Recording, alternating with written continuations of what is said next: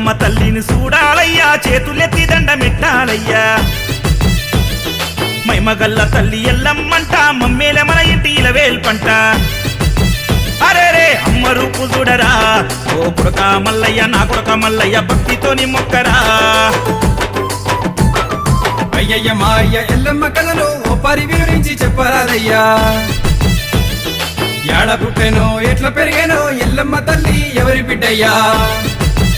అరేరే వినరా కొడక, ఆ ఎల్లమ్మ చేసిన కోటి మాయలు వినరా కొడుక.